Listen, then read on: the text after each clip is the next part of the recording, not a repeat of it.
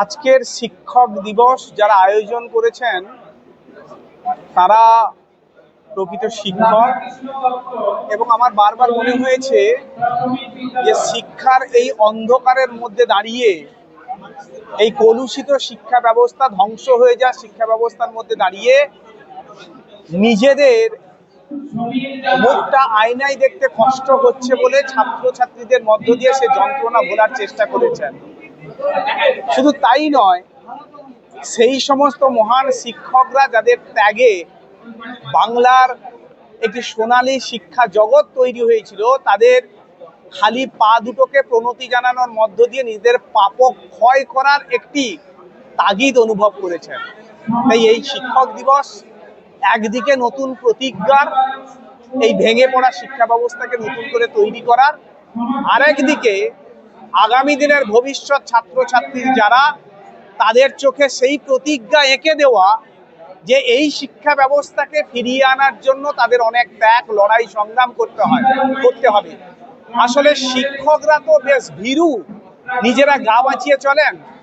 এই ছেলেদের উজ্জ্বল চোখগুলোই আমাদের ভরসা যোগাচ্ছে। তারা অন্ততপক্ষে আগামী দিনের একটি সোনালী ভবিষ্যৎ, সোনালী শিক্ষার ভবিষ্যৎ বাংলাকে দেবে।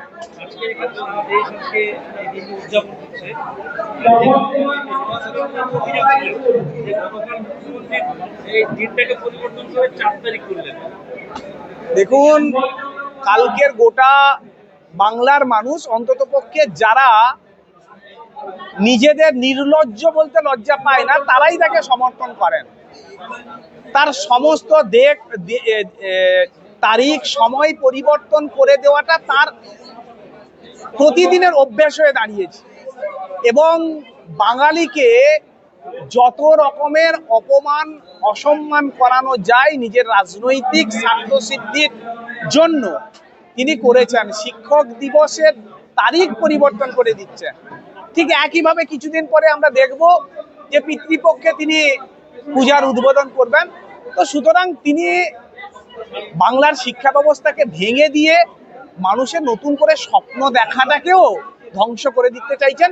এটা তার পরিকল্পিত রাজনৈতিক উদ্দেশ্য পূরণের যে একটি পরম্পরা।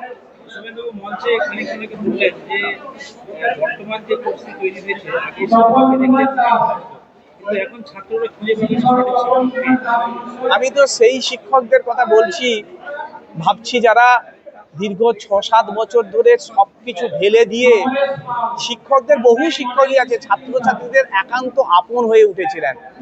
আজকের দিনে সেই শিক্ষকরা ঘরের কোণে ডুগরে কাঁদছেন আর মুখ লুকাচ্ছেন। একজন শিক্ষক যিনি ব্রত হিসেবে শিক্ষকতাকে নিয়েছিলেন, আজকে 5ই সেপ্টেম্বর ছাত্রদের থেকে তাকে মুখ লুকিয়ে অন্যদিকে চলে যেতে হচ্ছে। আর যারা প্রতিদিন পরীক্ষা নিতেন, যারা, তাদের আগামী 2 দিন পরে নতুন করে পরীক্ষায় বসতে হচ্ছে। এই প্রশ্নের উত্তর তারা কি করে দিয়েছেন জানা নেই। এই প্রশ্ন যখন আপনি করছেন তখন আমার ভেতরটা ডুকরে কেঁদে উঠছে। আমিও তাদের একজন প্রতিনিধি।